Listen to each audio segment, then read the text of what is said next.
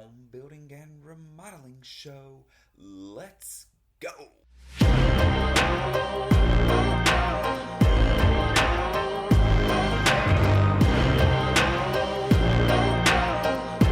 Welcome everybody to the home building and remodeling show.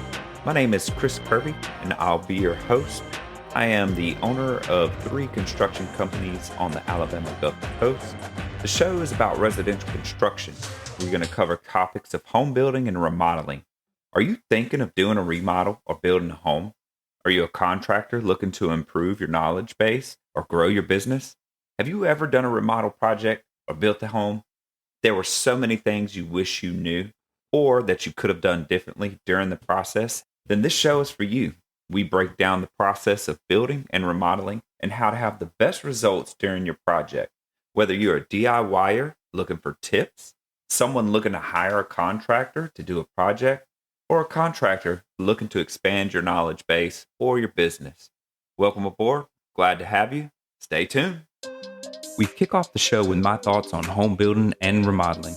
I'll share best practices and talk about some of our experiences in business and out in the field.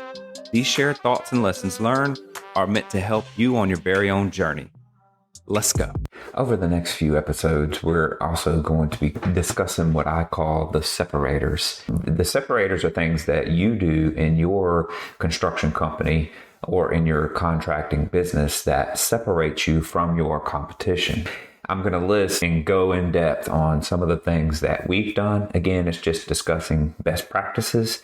This stuff has continued to work for us and has paid dividends and has won us jobs.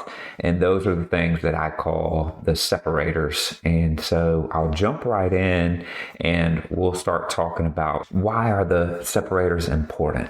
So when people are calling around or looking around to get a home built or get a remodel job done, first they got to find you, and we'll get into marketing. Again, that's a whole separator that I could spend an entire episode on. But so if they found you, then you're out there. That means you've done something, word of mouth referral, or they found you online, whatever it is, you've done something. So they found you. Now it's winning the job.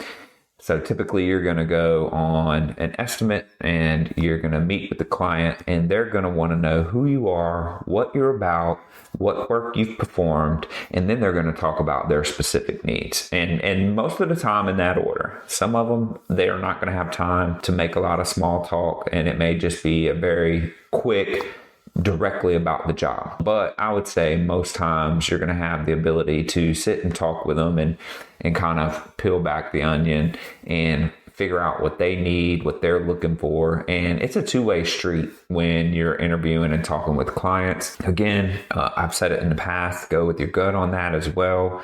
But the separators and differentiators are what I want to talk about, and why they're important. Again, it's because when they're talking to multiple builders, when they're talking to multiple remodelers, figuring out who they want to go with, budget plays a portion, but it's all the other stuff too that matters to them. And sometimes, maybe even most times, even more, the separators matter. What you do differently and what makes you unique, right? So when you look across the board, there is a base level that all remodel projects have to have done. There is a base level that all home builds have to have done. If you are a home builder, you're going to build a home. What makes you different? If you are a contractor or remodeler, you're going to do projects. Well, what makes you different? Why should they select you over your competition? So that's what I'm talking about today. I'm going to talk about things that we've done. Now, there's a whole lot that we've done over our journey in construction, a lot of lessons learned and different things that have worked for us. There are other companies out there that may do things differently, may do them better. We are always evolving our processes to continue to be innovative and to work on best practices and work on lessons learned. So we've changed things tons and tons and tons over time, and we'll continue to do that because that's just our philosophy. We got to continue to evolve with the market and with the clients that we're working with. One of the first things that you can do as an individual contractor or business is get yourself a logo. If you're a business, you want to have something that you can put on a business card other than your typewritten name. Now, if you don't have a logo, fine. You still need a business card. So buy some folders from Walmart and get yourself some decals made. And what I mean, we have some small circle decals with our logo on them, and it has the hashtag Kirby Custom. Hashtags are huge these days in marketing. And so anyway, it has our company name, it has our logo, and it has the hashtag Kirby Custom, and it's in a small circle decal, and we got like 500 for super cheap. It may be, a quarter or something like that per. Spend that little bit of money. So buy the folders. Folders are cheap, 15, 20, 30 cents, whatever they are. Buy a ton of those, buy a ton of the decals. Slap the decal on the folder, and now you have something when you're going out on an estimate as a home builder or as a contractor remodeler. You have something that you can hand the client, right? Well, there's nothing in it. We're going to get into that. Inside of the folder, inside of our folder, we have first, the business card I talked about. You want to have a business card. You want to keep your business card on you at all times. So make sure, have them in your vehicle, have them at your office, have them at home. Just, you never know when you're going to want to give somebody a business card. They have the digital ones now, and you can touch phones, and they transfer contact cards or whatever they are. But for me personally, I still prefer a hard, tangible business card to be able to hand out to somebody. They don't have to be fancy at first, so don't get overwhelmed. I don't care if you cut them out of a sheet of paper, just anything. Cardstock, probably not a sheet of paper, but anything you can do to get that business card made. And at first, buy one of the cheap logo. We went on to, I don't know what the website was called, and designed a cheap logo. And I eventually, after maybe a year of using it, I was driving down the highway, not even 20 miles from our company, and I saw the exact same sign with logo attached to another construction company's name, and with the exact same colors. And that was at the point that I said, okay, we need a new logo. And I actually paid somebody to design one. But anyway, it doesn't matter if you have one or not. If you can't afford to go online and get one of the cheap variation logos, that's fine. Just put your name, put your information, and get a business card out there for you to hand out to people. And it needs to say what services you provide. Chris Kirby, Kirby Custom Renovations, Kitchen, Bathroom, Home Additions. That simple. Here's my phone number. Here's my email. Got it. You've got a business card now. So put the business card in the folder. And then the other thing that we did, which has been hugely beneficial, is we have a sheet of paper, cardstock again, where I opened up Word and I just typed up all of the pertinent information about myself and our company. And that includes licenses, awards, about us section, any of that information that you can put in front of the client. You're not going to sit there and read to them while you're on an estimate. Again, it may be a very quick interaction. You may be there for pictures and measurements. Well, if they're in a hurry or you're doing an estimate on their lunch break, you need to be able to make an impression. And one way that we found was leaving them a folder with our information in it. It makes you appear more professional, and it allows them at the end of their day when they come back home, open that folder, they've got your business card, and they have an information sheet. That is a separator. I don't know how many people are doing that, but I can tell you we have won work just because we had that folder. As you go, revamp it. Buy the folders that come pre-made with logos and all that on them. But at first, go to Walmart, go to Dollar General, go to Dollar Tree, get the folder and get the decals made and put it together. Put a business card in the folder, put an information card in the folder. Separate yourself from the competition. Fill out as much information about yourself as you can on the information card. More specifically about your company, what you've done, wins that you've had in the past, different things like that. If you don't have a ton of information to put because you're just beginning out, well, maybe do a couple pictures on the card and put it on there. Again, we take that on any home build or any estimate that we do for remodeling. Just helps to, again, let the clients know who we are. All right. The next separator that I'm going to talk about is actually having a license. I've talked about licensing before in another episode and on other videos. And again, yes, having the business license from the municipality is important. Have that. You have to have it to operate in that town, in that city, in that county. Get the business license. I'm talking about for us in the state of Alabama, we have to have a home builder's license. As a remodeler, you have to have that home builder / remodeler's license. And that means you've taken a business test and a skills test, and then they've screened your background for credit and all the, financial information. You're getting audited. You have to take continuing education. So that for like your HVAC techs, your electricians, your plumbers, and here in the state of Alabama for a licensed home builder / remodeler, they need that for anything involving multiple trades or over $10,000. That matters to people. Accreditations, licenses, professional development, it all goes hand in hand, and it shows that you are passionate about what you do and that you really have separated yourself by going the extra mile to get the license. I'm not saying that if you don't have that state license that you're better or worse, because not everybody who's in contracting has to have a license. If you're painting, if you're doing small work, if you're a handyman, if you are doing stuff in the state that's less than $10,000, if you're installing flooring, there are so many different things that you can do as a contractor without a license. So that's not what I'm saying. And there are people who are very, very good at what they do that don't have that license. That doesn't make them any less of a tradesman or craftsman. However, it is a separator to some people. I see it all the time on our local Facebook pages and social media pages. I'm looking for a licensed and insured contractor.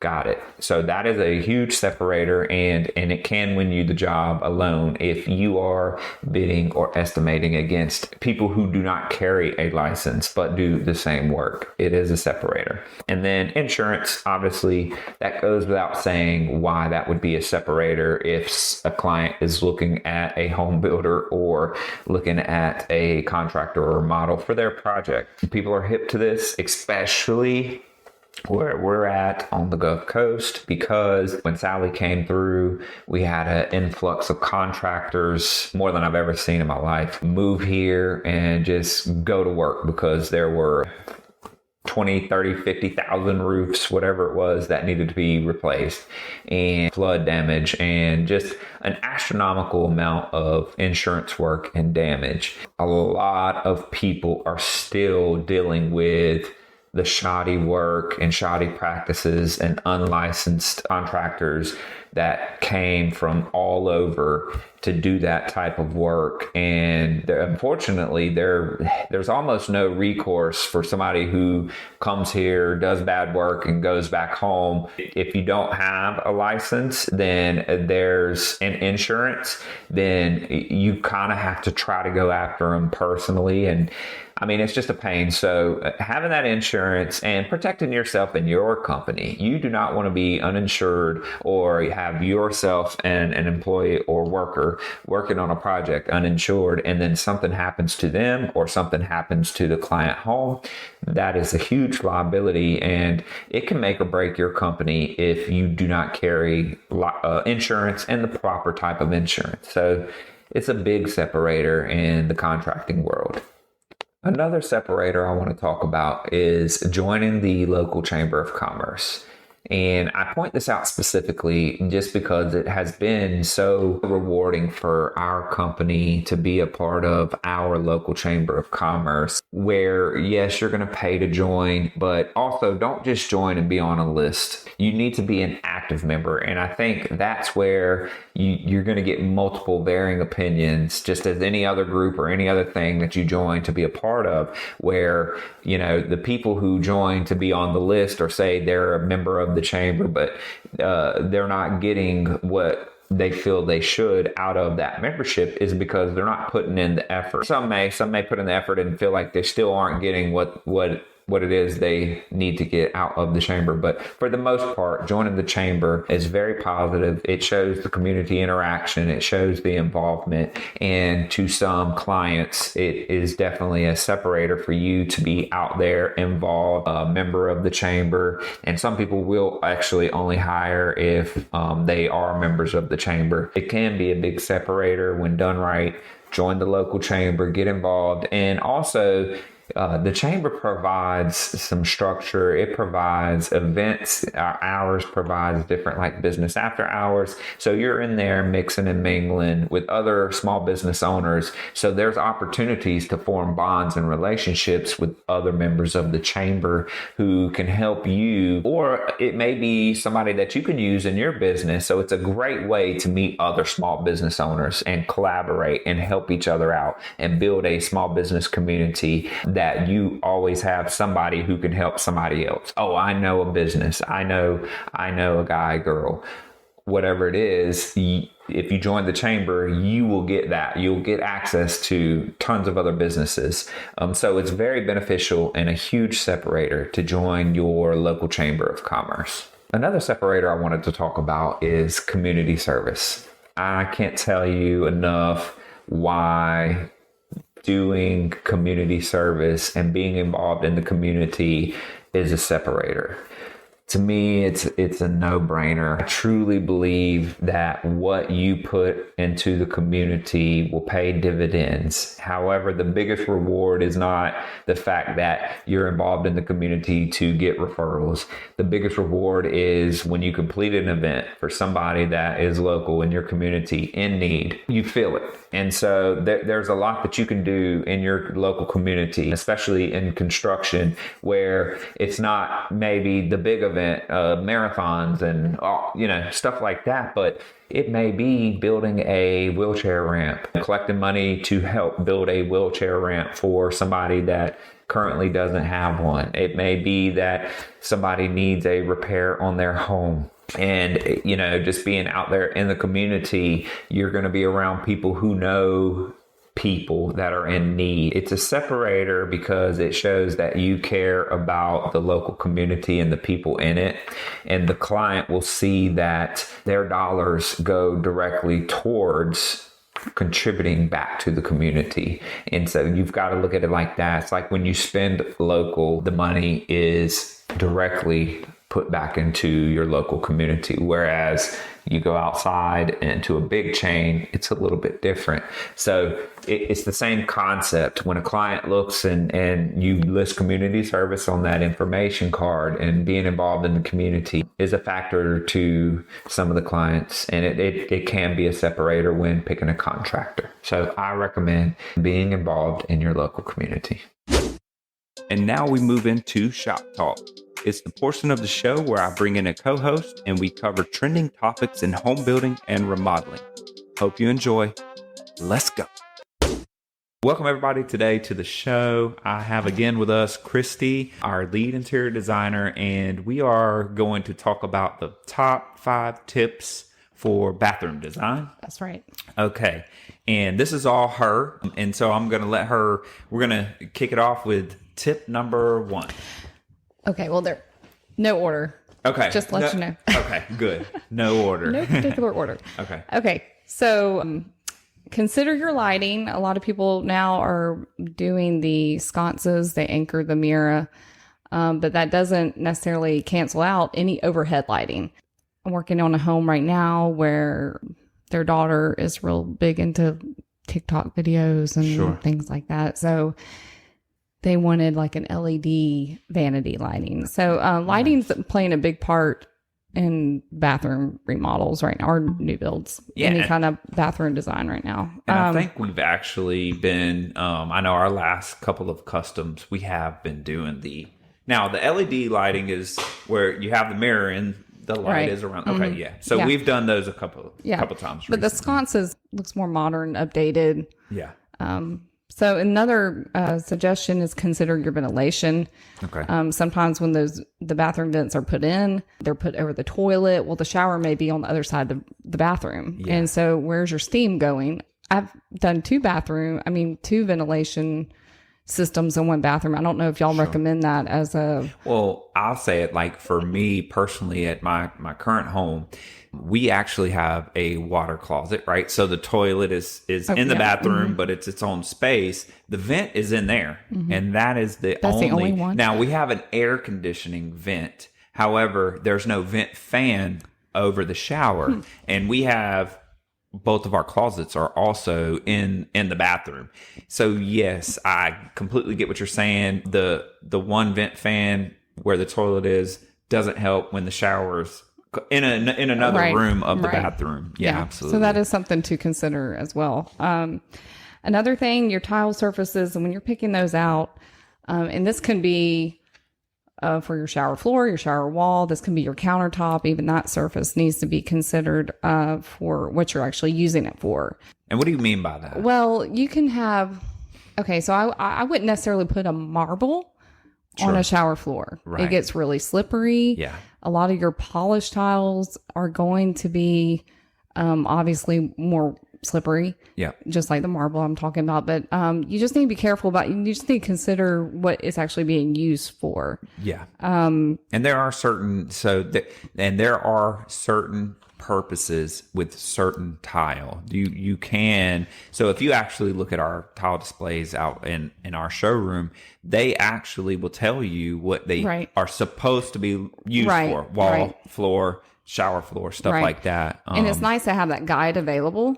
But sometimes if you're just going into a local home store, they may not have that. Right. And available. You're just like, oh, that would look good on the floor. Right. Yeah, absolutely. But the maintenance of it too, there was a black granite. It was honed that I had done in the kitchen. And I had actually asked that client afterwards, I said, would you recommend this for a bathroom counter? She's like, I wouldn't. It would show all the water spots. It would show the soap. It would show just the mess. So that is something that means something to you about wanting to keep it clean looking. You just have to consider, and that's the tricky thing, is that a lot of these stones look beautiful wherever they are. Sure. Yeah, but you have to put a practical mindset on it. Right. And that's kind of the part where an interior designer doesn't just look for the aesthetic value, but you look at form and function. Mm-hmm. Yeah, absolutely. Okay. And that was also with that, I'll just go ahead and add, that can be a porous surface as well.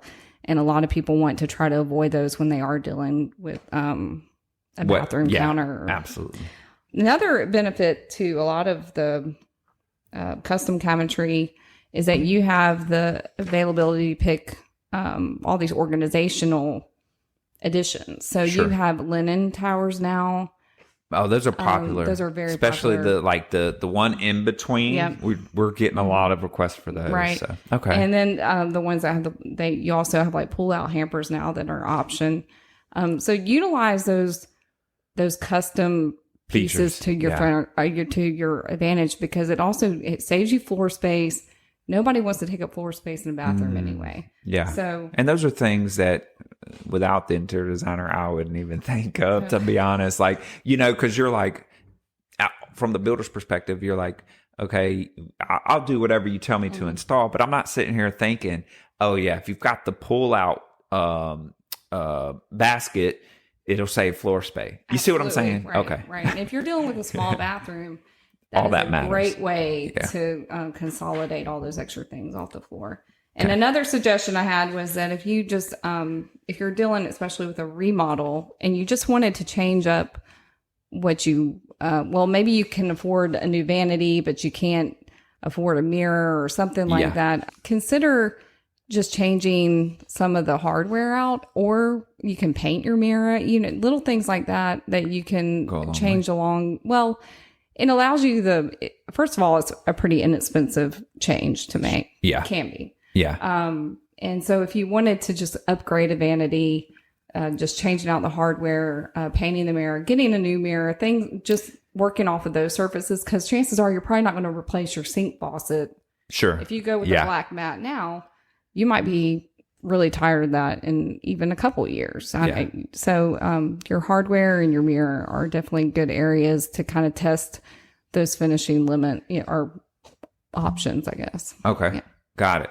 So was that your 5? That's 5. All right. Yep. So just a quick recap. Give us Okay. just the 5 tips. Consider your lighting, consider your ventilation, your tile surfaces, utilize your organization options with your cabinets, and switch out your hardware or mirror as a quick Budget saving refresh tip. and budget saving tip. Awesome. Okay. I appreciate it. See, quick and simple this time, and it's actually recording. So I appreciate it as always. Christy with her interior design tips, and without that interior design knowledge and background, it's harder to make some of these decisions. And so I recommend bringing in an interior designer whenever feasible to help with your remodel project or your new home construction project. Thanks. Bye. Thanks for joining us today. As always, we are grateful for our listeners and your continued support. Please subscribe to our YouTube channel. Follow us on social media via Facebook, Instagram, and TikTok. Get more info at our website, www.thehomebuildingshow.com. And as always, remember who we are, the Home Building and Remodeling Show.